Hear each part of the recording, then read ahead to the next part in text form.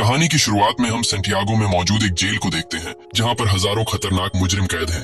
ये सेंटियागो का सबसे सिक्योर तरीन जेल है क्योंकि आज तक इस जेल से कोई भी कैदी फरार नहीं हो सका और इसका रीजन है इस जेल का वार्डन बहुत ही स्ट्रिक्ट और बेरहम इंसान है जो जरा सी गलती करने पर कैदियों को बुरी तरह से पीटता है। और यही वजह है कि इस जेल के कैदी यहाँ से भागना तो दूर बल्कि एक छोटी सी गलती करने से पहले भी 100 बार सोचते हैं। लेकिन अब वार्डन का यह खौफ ज्यादा दिनों तक चलने वाला नहीं था क्योंकि अब इस जेल में एंट्री हो चुकी थी एक बहुत ही शातिर इंसान की जिसका नाम लियोन है। लियोन एक आर्किटेक्ट है जो किसी भी बिल्डिंग को देखकर उसे पता चल जाता है कि यह बिल्डिंग कितने साल पुरानी है और इस बिल्डिंग को किस तरह से डिजाइन किया गया है। लियोन जेल में एंटर होते ही उसके दिमाग में यहाँ से भागने की प्लानिंग शुरू हो जाती है। यहाँ हमें पता चलता है कि लियोन अकेला नहीं है बल्कि उसके साथ 4 साथी भी हैं जो यहाँ से भागना चाहते हैं। कुछ देर बाद जेल का एक ऑफिसर सभी कैदियों को लाइन से खड़ा करके जेल के रूल्स बताता है और कहता है कि अगर किसी ने भी रूल तोड़ने की कोशिश की तो उसे मार दिया जाएगा। इसके बाद सभी कैदियों को उनके ब्लॉक्स की तरफ लाइन से ले जाया जाता है। यहाँ लियोन दौड़ते हुए सेल नंबर 50 को पकड़ने की कोशिश करता है क्योंकि उसने पता लगा लिया होता है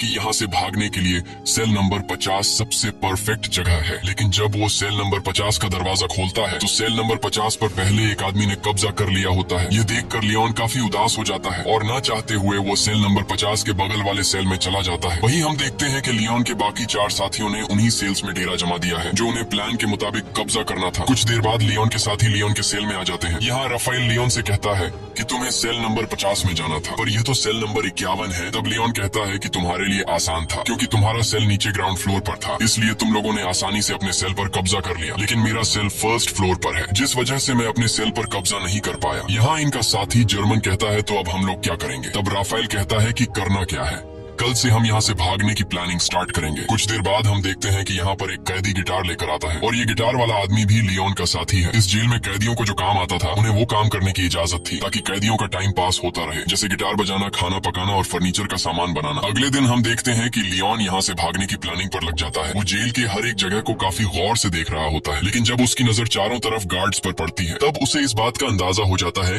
कि यहाँ से दीवार से कूद कर भागना काफी मुश्किल है। इसके बाद वह प्लान बी पर काम करते हुए पैदल चलकर कदमों से जेल की लंबाई का नाप लेने लगता है। जेल की लंबाई नापने के बाद वो सीधा अपने साथियों के पास पहुंचकर उनसे कहता है कि हमें कैसे भी करके यहाँ से भागना होगा। तब जर्मन ने कहा कि तुम पागल हो गए हो, यहाँ से भागना इम्पॉसिबल है क्योंकि चारों तरफ जेल की ऊंची दीवारें हैं जिससे हम कभी भी कूद कर भाग नहीं सकते और गार्ड्स भी चारों तरफ से हम पर नजर जमाए रखे हैं। अगर उन्हें जरा सा भी हम पर शक हुआ तो वो हमें मार डालेंगे। तब लियोन कहता है कि मैंने कदमों का इस्तेमाल करके जेल के बाहर जाने तक का रास्ता नाप लिया है। हम यहाँ से जेल के बाहर वाले रोड से सिर्फ 90 मीटर की दूरी पर खड़े हैं, इसलिए हमें दीवार से कूदकर यहाँ से नहीं भागना है बल्कि हम यहाँ जमीन के नीचे एक सुरंग बनाएंगे जो यहाँ से बाहर तक जाएगी। इस जेल के बाहर जंगल है और अगर हम एक बार यहाँ से निकल गए तो जेल के बाहर जंगल में गार्ड्स हमें ढूंढ नहीं पाएंगे और बड़ी आसानी से हम यहाँ से फरार हो जाएंगे। लेकिन यहाँ इनके दिमाग में सबसे बड़ा सवाल यह होता है कि इतनी लंबी सुरंग जब यह लोग बनाएंगे तो उस सुरंग से बाहर निकलने वाली मिट्टी यह लोग कहाँ गिराएंगे। यह सवाल इन तीनों को परेशान कर रही थी और लियोन सोच में पड़ जाता है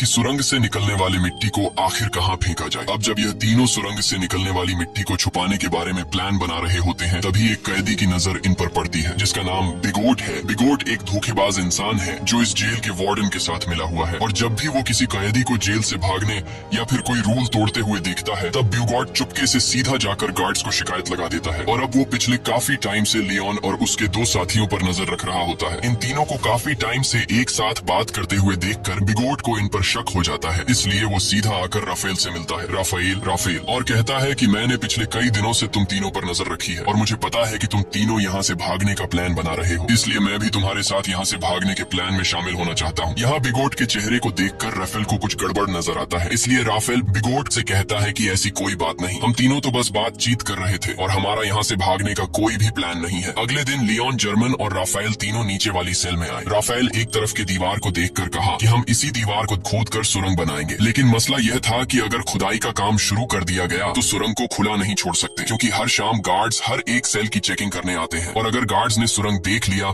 तो हम सब पकड़े जाएंगे। तब लियोन कहता है कि हम इस दीवार के एक हिस्से को तोड़कर सेम उसी तरह का एक फेक ब्लॉक बनाएंगे ताकि शाम को जब भी गार्ड सेल की चेकिंग करने आए तब हम उस फेक ब्लॉक को दीवार में लगाकर सुरंग को छुपा देंगे और गार्ड्स के पकड़े जाने से बच जाएंगे। अब यह सब तो ठीक था, लेकिन सबसे बड़ा सवाल यह था कि सुरंग में से निकलने वाली मिट्टी का ये लोग क्या करेंगे। तब लियोन अपने गिटार वाले दोस्त को सेल में बुलाता है और वो अपने गिटार में से एक बड़ा स्क्रू ड्राइवर निकाल कर लियोन को देता है, जिसके बाद लियोन ऊपर छत में एक चौकोर सुरंग करने लगता है जिससे बाहर काफी शोर हो रहा था। अब शोर से बचने के लिए गिटार वाला आदमी गाना गाकर गिटार बजाने लगता है जिससे किसी को भी सेल के अंदर का शोर सुनाई नहीं देता। और कुछ देर की मेहनत के बाद लियोन छत में सुरंग करने में कामयाब हो जाता है। अब यहाँ लियोन जब उस होल से अपना सर बाहर निकाल कर देखता है तो उसे छत पर एक बड़ा खाली जगह दिखाई देता है, जिसे देखकर लियोन काफी खुश हो जाता है क्योंकि यहाँ पर 80 टन से भी ज्यादा मिट्टी आसानी से रखी जा सकती थी। अब शाम होने वाली थी और जल्द ही गार्ड्स आकर सेल की चेकिंग शुरू करने वाले थे, इसलिए राफेल डर जाता है और कहता है कि हमें जल्दी ही इस होल को बंद करना होगा। तब लियोन ने कहा कि जल्दी से मुझे अंडे लाकर दो। यह सुनकर राफेल गुस्सा हो जाता है और कहता है कि तुम्हें इस वक्त मजाक सूझ रहा है। तब लियोन कहता है कि तुम जल्दी से अंडे लाकर दो और फिर मेरा कमाल देखो। यह सुनकर राफेल अंडे लेने जाता है और लियोन जर्मन के साथ मिलकर छत के गिरे हुए मलबे को और तोड़ते हैं और उसका मिट्टी बना लेते हैं। कुछ देर बाद राफेल जल्दी से अंडे लेकर आ जाता है। तब लियोन उस मलबे से बनाई गई मिट्टी को एक बाल्टी में डाल देता है, साथ ही वो उस बाल्टी में चूना भी डालता है और फिर उसके अंदर अंडे मिक्स कर देता है। वही इनका साथी जो बाहर गिटार बजा रहा होता है वो अपने गिटार में एक अलग धुन बजाना शुरू कर देता है जो खतरे की एक वार्निंग होती है, यानी कि सिक्योरिटी गार्ड सेल्स की चेकिंग लेने के लिए आ रहे हैं। तब सेल के अंदर मौजूद लोग भी उस खतरे की घंटी को सुन लेते हैं और समझ जाते हैं कि गार्ड्स आ रहे हैं, इसलिए यह सभी लोग और भी जल्दी से काम करने लगते हैं और यह लोग उस मलबे को आटे की तरह गूंद कर उसका एक ब्लॉक बनाते हैं, जिसके बाद ये लोग उस ब्लॉक को ऊपर होल में फिट कर देते हैं और नीचे से उस जगह पर एक पोस्टर लगा देते हैं। कुछ देर बाद गार्ड्स उनके सेल के अंदर आ जाते हैं और वो गार्ड्स लियोन और उसके दोस्तों को उनकी सेल से बाहर निकालते हैं। गार्ड्स उनके सेल की अच्छी तरह से चेकिंग लेते हैं लेकिन अंदर उन्हें कुछ भी नहीं मिलता। तब एक गार्ड को ऊपर छत पर लगा वही पोस्टर दिखाई देता है, लेकिन जैसे ही गार्ड उस पोस्टर को उतारने वाला होता है तभी उसे बाहर से उसका ऑफिसर उसे बुला लेता है, जिसे सुनकर वह गार्ड उस पोस्टर को बिना निकाले ही चला जाता है और इस तरह से इन सब की जान बच जाती है। अब यहाँ इन लोगों को इस जेल में 34 दिन हो चुके थे और उन्हें जल्द ही इस जेल से निकलना था, इसलिए लियोन और जर्मन ऊपर छत पर चढ़कर लकड़ी का खोखला बॉक्स बनाते हैं और उस लकड़ी के बॉक्स में ये लोग सफेद सीमेंट भरकर छत पर रख देते हैं। कुछ दिन बाद उनका ब्लॉक तैयार हो जाता है। अब भारी थी सुरंग बनाने की, जिसके बाद ये लोग खुदाई के काम पर शुरू हो जाते हैं। ये लोग दीवार का सबसे नीचे का हिस्सा पहले से बने हुए उस ब्लॉक के अनुसार काटने लगते हैं, लेकिन खुदाई करते वक्त काफी शोर हो रहा था जिसकी आवाज कुछ गार्ड सुन लेते हैं और गार्ड उनके सेल की तरफ बढ़ने लगते हैं। पर गार्ड के पहुंचने से पहले ही उनके गिटार वाला साथी आकर उन्हें बता देता है कि कुछ गार्ड सेल की तरफ आ रहे हैं। ये सुनकर सभी लोग काफी डर जाते हैं क्योंकि उन्होंने दीवार का जो हिस्सा काटा था वह हिस्सा उनके बनाए हुए ब्लॉक से छोटा था, जिसमें वह ब्लॉक फिट नहीं हो सकता था। अब जब उन्हें कोई दूसरा रास्ता नजर नहीं आता तब ये लोग जल्दी से टूटी हुई दीवार के मलबे को इकट्ठा करते हैं और जिस जगह ये लोग सुरंग बना रहे थे वहां ये लोग काफी बारीकी से सामान रखकर उस जगह को छुपाते हैं और अपने अपने काम में लग जाते हैं ताकि गार्ड को उन पर शक न हो। कुछ देर बाद एक गार्ड उनके सेल के अंदर आता है और वह गार्ड इनके सेल के चारों तरफ नजर घुमाकर चेक करता है कि कहीं ये लोग यहाँ से भागने की प्लानिंग तो नहीं कर रहे, पर उसे कुछ भी गड़बड़ नहीं नजर आता, इसलिए वह गार्ड वहाँ से चला जाता है। गार्ड के जाते ही ये लोग रेडियो का आवाज तेज कर लेते हैं और फिर से खुदाई के काम पर लग जाते हैं। कई घंटों की मेहनत के बाद फाइनली ये लोग ब्लॉक के शेप का एक परफेक्ट हिस्सा काट लेते हैं और सफेद सीमेंट के उस ब्लॉक को वहाँ पर फिक्स कर देते हैं। अब यहाँ खुदाई से निकले हुए मलबे को ये लोग एक बैग में भर लेते हैं और उस बैग को ऊपर वाले सेल में ले जाते हैं जहाँ उन्होंने पहले से सेल की छत को तोड़कर होल बनाया था और उस होल को उन्होंने अंडे और मलबे को मिक्स करके एक छोटा सा ब्लॉक बनाकर छुपा दिया था। ये लोग उस ब्लॉक को निकालकर उसके ऊपर जो खाली जगह होती है वहाँ पर ये लोग मिट्टी जमा करना शुरू कर देते हैं। छत पर मिट्टी रखने के बाद ये लोग छत वाले ब्लॉक को वापस लगाकर उसे व्हाइट सीमेंट से कवर कर देते हैं और उसे वापस से फोटो से ढक देते हैं। इसी तरह रोजाना वह गिटार वाला उनका साथी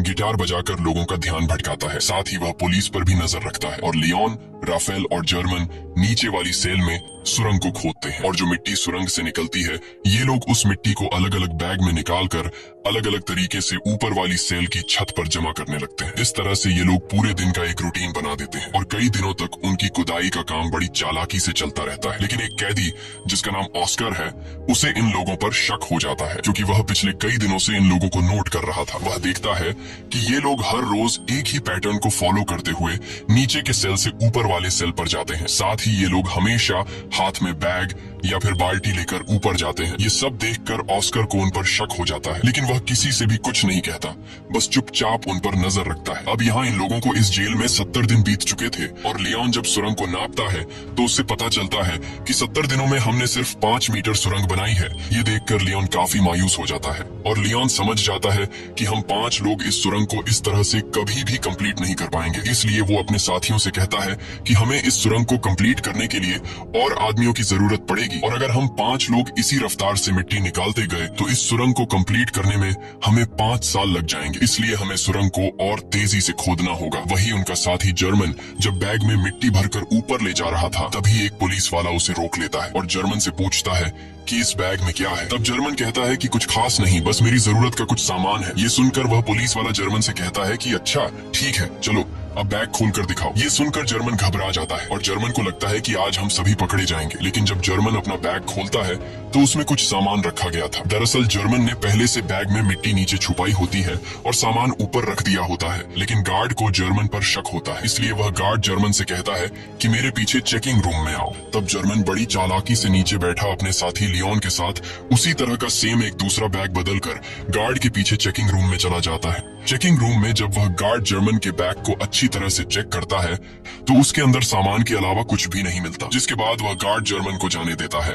अब इन सभी कैदियों को जेल में 86 दिन बीत चुके थे और अब ये लोग और ज्यादा दिन यहाँ नहीं रहना चाहते थे। इसलिए लियोन और उसके साथी जल्दी से सुरंग के काम को बढ़ाने के लिए ऊपर वाले फ्लोर के कुछ कैदियों को अपने साथ मिला लेते हैं। यहाँ लियोन उन नए कैदियों को दीवार से ब्लॉक हटाकर सुरंग भी बताता है। ये देखकर वो कैदी फौरन इनके साथ मिलकर काम करने को मान जाते हैं, क्योंकि वो सोचते हैं कि अगर 5 लोग मिलकर 7 मीटर लंबा सुरंग खोद सकते हैं तो हम सब एक साथ मिलकर जल्द ही इस सुरंग को पूरा कर लेंगे। और साथ ही इन नए आने वाले कैदियों में कुछ कैदी ऐसे भी थे जिन्हें फांसी होने वाली थी, इसलिए वो लोग तो पहले से यहाँ से भागने का चांस ढूंढ रहे थे। अब लियोन जब समझ जाता है कि सभी कैदी सुरंग के लिए तैयार हो चुके हैं, तब लियोन उन्हें अपना प्लानिंग बताते हुए कहता है कि हम डेली 1 घंटे की शिफ्ट में काम करेंगे। 2 लोग खुदाई का काम करेंगे, 2 लोग मिट्टी ऊपर ले जाएंगे और 2 लोग गार्ड्स पर नजर रखेंगे। बाकी लोग जेल के नॉर्मल काम करेंगे ताकि किसी को हम पर शक न हो। और जो भी कैदी 2 घंटे सुरंग की खुदाई करने के बाद वापस बाहर निकलेगा उसे फौरन नहाकर अपने कपड़े भी धोने होंगे ताकि गार्ड्स को उसके कपड़ों पर मिट्टी के निशान नजर न आए। अब इन लोगों का काम काफी तेजी से चल रहा होता है और यह लोग रोजाना 100 किलो मिट्टी एक दिन में निकालने लगते हैं। अब यहाँ हमें पता चलता है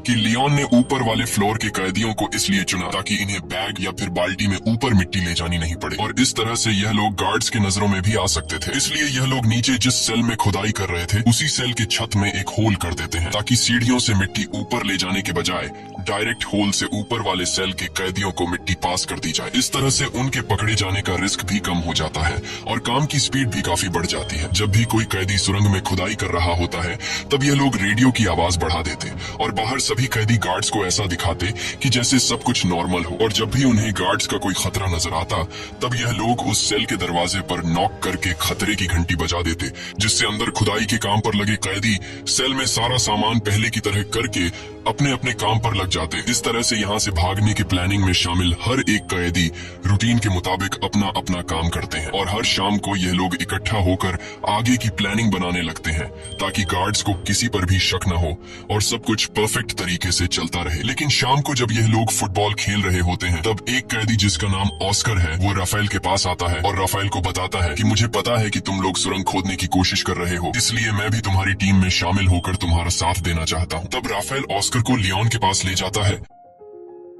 और लियोन ऑस्कर को भी अपनी टीम में शामिल कर देता है। यहाँ लियोन अपने 2 साथी जर्मन और राफेल से कहता है कि जिस हिसाब से काम चल रहा है मुझे पूरा यकीन है कि हम जल्द ही इस सुरंग को कंप्लीट कर देंगे और जल्द ही यहाँ से बाहर निकल जाएंगे। लेकिन बाहर निकलने के बाद भी हम लोग पकड़े जा सकते हैं क्योंकि हम 4-5 नहीं बल्कि पूरे 40 लोग हैं, और अगर बाहर निकलने के बाद भागते हुए हमें पुलिस ने देख लिया तो पुलिस हमारे पीछे गाड़ी लगाकर हमें पकड़ लेगी। इसलिए हमें यहाँ से बाहर निकलने के लिए बाहर के एक बंदे की जरूरत होगी जो हमारा यहाँ से बाहर निकलते ही हमारे लिए एक बस तैयार रखे। अब यहाँ ये लोग सोच में पड़ जाते हैं कि बाहर से हमारी कौन मदद कर सकता है।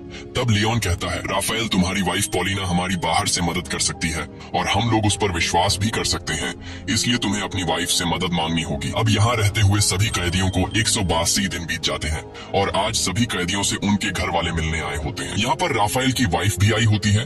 तब राफेल अपनी वाइफ पॉलिना को उनके पूरे प्लान के बारे में बताता है और कहता है हमें तुम्हारी बाहर से मदद चाहिए होगी, इसलिए बाहर तुम्हें कुछ लोगों के साथ जुड़कर हमारे लिए एक बस का इंतजाम करना होगा। पॉलिना मान जाती है और वो वहाँ से चली जाती है। अब जेल में सुरंग खोदते हुए इन कैदियों को 205 दिन बीत चुके थे और इन लोगों ने सुरंग को भी काफी लंबा कर दिया था। लेकिन एक दिन इनका साथी जो गिटार बजाया करता था, वो जब सुरंग के अंदर खुदाई के काम पर लगा होता है, तभी वहाँ पर सेल की चेकिंग के लिए गार्ड्स आ जाते हैं। यह देखकर बाहर खड़ा राफेल और लियोन काफी ज्यादा घबरा जाते हैं, क्योंकि पिछले कई दिनों से रात में सेल की चेकिंग होती थी, लेकिन आज गार्ड्स दोपहर में सेल की चेकिंग करने आए हैं, जैसे उन्हें शक हो गया हो कि जेल में कोई सुरंग खोदने की कोशिश कर रहा है। और गार्ड्स को देखकर लियोन दौड़ते हुए अंदर जाकर सभी को वार्न कर देता है और कहता है कि जो भी सामान यहाँ वहाँ बिखरा पड़ा है उन्हें जल्दी से छुपा दो। ये सुनकर जो लोग काम पर लगे हुए होते हैं वो सभी सुरंग का काम छोड़कर अपने अपने काम पर लग जाते हैं। यहाँ इस गिटार वाले के साथ जो दूसरा साथी सुरंग में गया होता है वो भी बाहर आने लगता है, लेकिन गिटार वाला अंदर फंस जाता है क्योंकि वो सुरंग के बिल्कुल एंड में काम कर रहा था। लेकिन जैसे तैसे करके वो भी बाहर निकलने की कोशिश करता है, पर वो जान चुका था कि मेरे निकलने से पहले गार्ड सुरंग तक पहुंच चुके होंगे। अब यहाँ सभी लोग डरे होते हैं और उन्हें लगता है कि आज हम सभी पकड़े जाएंगे। लेकिन यहाँ राफेल समझदारी से काम लेते हुए सभी कैदियों को इकट्ठा करके गार्ड्स के सामने आकर खड़ा हो जाता है और गार्ड्स को आगे बढ़ने से रोक देता है। ये देखकर पुलिस ऑफिसर को गुस्सा आ जाता है और पुलिस कैदियों पर हमला कर देती है। यहाँ कैदी भी पुलिस का मुकाबला करते हैं और पुलिस को रोकने की कोशिश करते हैं ताकि इनका साथी जो सुरंग में फंसा हुआ है वह बाहर आ सके। वहीं हम देखते हैं कि इनका वह गिटार वाला साथी अब सुरंग से बाहर आ चुका है। वह जल्दी से उस सीमेंट के ब्लॉक को सुरंग में फिट कर देता है और जब वह सेल का दरवाजा खोल कर देखता है तो बाहर कोई भी नहीं होता। दरअसल गार्ड्स पर हमला करने के जुर्म में सभी कैदियों के कपड़े निकालकर बाहर धूप में खड़ा कर दिया गया होता है। कुछ देर बाद वहाँ पर जेल का वार्डन आता है। वार्डन कहता है कि इन सभी को बिना कपड़ों के सूरज के ढलने तक यहीं पर खड़ा रखो और एक दिन के लिए इनका खाना बंद कर दो। दूसरी तरफ राफेल की वाइफ पॉलिना एक चर्च में जाकर लियोन के पिता से मिलती है। लियोन के पिता एक पादरी थे। यहाँ लियोन का एक पुराना दोस्त भी आता है। तब राफेल की वाइफ पॉलिना लियोन के फादर और उसके दोस्त को लियोन का पूरा प्लान समझा देती है और कहती है कि हमें उन्हें बचाने के लिए एक बस का इंतजाम करना होगा। तब लियोन का दोस्त भी इनकी मदद करने के लिए तैयार हो जाता है और कहता है कि बस का इंतजाम मैं कर लूंगा। वहीं दूसरी तरफ जेल में राफेल से उसकी वकील मिलने आती है। यहाँ जेल का वार्डन राफेल को सिगरेट देने लगता है, पर राफेल सिगरेट लेने से इनकार कर देता है। लेकिन राफेल वार्डन के सिगरेट के डिब्बे को पहचान लेता है कि वार्डन कौन से ब्रांड का सिगरेट पीता है। अब यहाँ इन लोगों को इस जेल में रहते हुए 1 साल से भी ज्यादा टाइम बीत चुका था और इन लोगों ने सुरंग को भी काफी लंबा कर दिया था। दिन रात मेहनत के बाद अब सुरंग भी जल्द कंप्लीट होने वाला था। लेकिन एक दिन सुरंग में इनका एक साथी जब काम कर रहा होता है तभी अचानक वह बेहोश हो जाता है क्योंकि इतनी गहराई में ऑक्सीजन की कमी होती है। अच्छी बात यह थी कि राफेल उसके पीछे होता है और राफेल जैसे तैसे करके उस आदमी को बाहर निकाल देता है। शाम को ये लोग मीटिंग करते हैं कि अब सुरंग काफी लंबा हो चुका है। जहाँ अंदर ऑक्सीजन न होने की वजह से सांस लेने में तकलीफ होती है, इसलिए हमें कुछ करना होगा। यहाँ पर एक आदमी होता है जो जेल में काम करता है। उसके पास एक मशीन होती है जिससे ये लोग पंखा लगाकर सुरंग के एंड तक ऑक्सीजन पहुंचा सकते हैं। राफेल उस आदमी से कहता है कि अगर तुम हमें ये मोटर दोगे तो हम तुम्हें अपने साथ शामिल कर लेंगे। वह कैदी मान जाता है और फिर ये लोग उस मोटर में एक पंखा लगाकर प्लास्टिक के पाइप के जरिए सुरंग के एंड तक ऑक्सीजन पहुंचाने में कामयाब हो जाते हैं और अब सुरंग के एंड में काम करने वाले लोगों को सांस लेने में तकलीफ नहीं होती। इस तरह से इनका काम फिर से जारी हो जाता है। लेकिन अब जेल के वार्डन को कैदियों पर शक होने लगता है, इसलिए जेल का वार्डन अपने पास एक कैदी को बुलाता है जिसका नाम बिगोट है। वार्डन बिगोट को सिगरेट का पैकेट देता है और उससे कहता है कि मुझे जेल में कुछ न कुछ गड़बड़ नजर आ रहा है, इसलिए तुम्हें कैदियों पर नजर रखनी होगी कि वो क्या करने की कोशिश कर रहे हैं। और बिगोट मान जाता है। दरअसल बिगोट को अभी तक पता नहीं होता कि जेल में कैदी सुरंग खोदने की कोशिश कर रहे हैं। अब यहाँ इन लोगों को सुरंग खोदते हुए इस जेल में 514 दिन बीत जाते हैं और उन्होंने अब जेल के बाहर तक सुरंग खोद दी होती है। अब जहाँ तक उन्होंने सुरंग खोदी होती है वहाँ पर राफेल नीचे से एक छोटा सा सुरंग करके ऊपर एक लाल कलर का लिक्विड गिरा देता है ताकि बाहर राफेल की वाइफ और लियोन के साथी को पता चल जाए कि सुरंग यहाँ तक खोदी जा चुकी है। वही बिगोट को राफेल और उसके साथी लियोन पर शक तो होता है, पर उसे पूरा यकीन नहीं होता कि ये लोग सच में सुरंग खोद रहे हैं। इसलिए बिगोट अपने शक को यकीन में बदलने के लिए राफेल के पास आकर उसे कहता है कि अगर तुम लोग यहाँ से भागने की प्लानिंग कर रहे हो तो प्लीज मुझे भी अपने साथ शामिल कर लो। मैं यहाँ थक चुका हूँ। बाहर मेरी वाइफ और मेरी बेटी मेरा इंतजार कर रही है।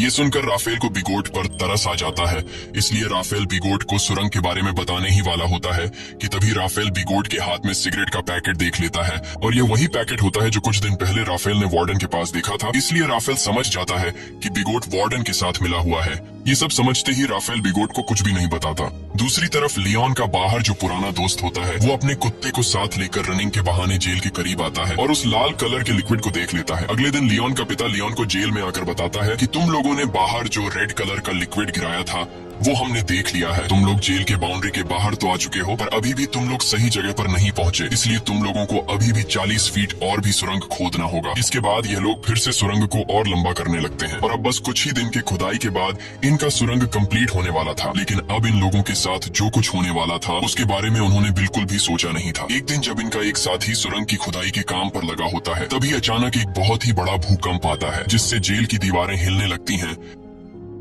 लियोन उस वक्त अपने दोस्तों के साथ बाहर फुटबॉल मैच देख रहा था। भूकंप के झटके महसूस होते ही वो तेजी से सुरंग की तरफ भागा। यहाँ गार्ड सभी कैदियों को जेल से बाहर निकालने लगते हैं ताकि कहीं इन पर जेल की दीवारें न गिर जाएं। और लियोन भी जैसे तैसे करके सुरंग के अंदर फंसे हुए अपने साथी को बाहर निकाल लेता है। अब लियोन ने अपने साथी को तो बचा लिया था, लेकिन अब उसे डर था कि कहीं भूकंप की वजह से अंदर से सुरंग टूट नहीं गया हो। इसलिए लियोन फिर से सुरंग के अंदर जाता है और अंदर जाकर वो देखता है कि सुरंग पूरी तरह से सेफ है। ये देखकर लियोन को सुकून मिल जाता है। अब जब इनके सुरंग का काम पूरा होने वाला होता है, तब लियोन जाकर जेल के एक कैदी से मिलता है जो कि व्हील चेयर पर होता है। लियोन उससे कहता है कि हम जल्द ही यहाँ से भागने वाले हैं, इसलिए मैं चाहता हूँ तुम भी हमारे साथ चलो। लेकिन वो व्हील चेयर पर बैठा आदमी कहता है, तुम जल्द से जल्द यहाँ से भाग जाओ और मेरी चिंता मत करो, मैं तुम्हारे साथ नहीं आ पाऊंगा। अब फाइनली वो दिन आ गया जिस दिन ये लोग इस जेल से भागने वाले थे। और जैसे ही सभी कैदी रात को टीवी देखने में मसरूफ होते हैं, तब वो सभी कैदी जो यहाँ से भागने की प्लानिंग में शामिल थे वो सभी एक एक करके उठकर जाने लगते हैं। यहाँ किसी को भी इन पर शक नहीं होता क्योंकि सबका ध्यान टीवी में रोमांटिक फिल्म पर होता है। और भागने वाले सभी कैदी सुरंग वाले सेल में आ जाते हैं और यहाँ एक एक करके सभी कैदी सुरंग में उतरने लगते हैं।